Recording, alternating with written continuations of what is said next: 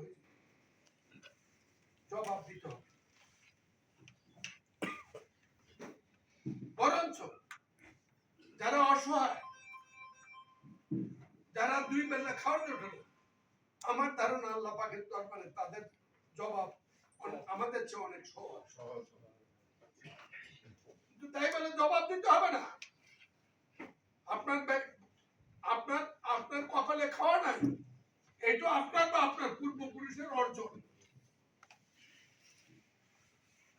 আর কেউ কোনোদিন চিরস্থায়ী গরিব থাকে না, চিরস্থায়ী ধনী হয়ে থাকে না, চিরস্থায়ী জমিদার হয়ে থাকে।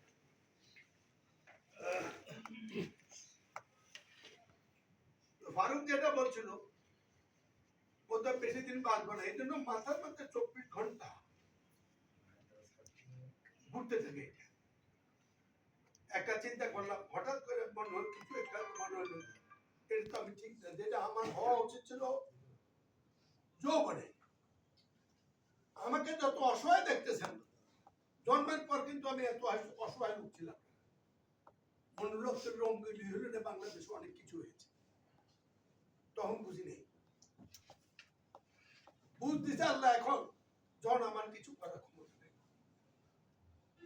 আমার যদি ক্ষমতা থাকতো, আমার যদি ওই বয়সের হইতাম, ছাত্রলীগের সভাপতি থাকার পরবর্তী আমি প্রথম এমপি হয়েছি, তখন যদি পদুয়ার বাজারে হয়তো আমি এটা উড়েই দিতাম, জীবনে আমার যা ইচ্ছা থাকতো।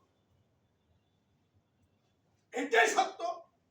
এই পদুয়ার বাজার বিশ্বটার বহু ক্যাডার আছে, বহু চাঁদাবাজ আছে, আমার দলের অনেক লোক আছে।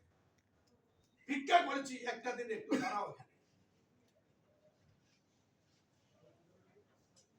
একটা কুকুর মারলো মানুষ, গন্ধের বয় হলো লাশটা ফেলে। একটা মানুষ পড়ছে, একটা লোক তাকিয়ে দেখে।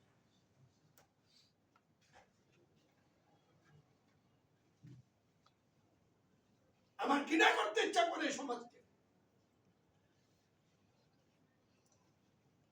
আমি যা করছি আমার কোনো সুনামের জন্য নয়, আমি যাতে আমার আল্লাহর কাছে জবাব দিতে পারি।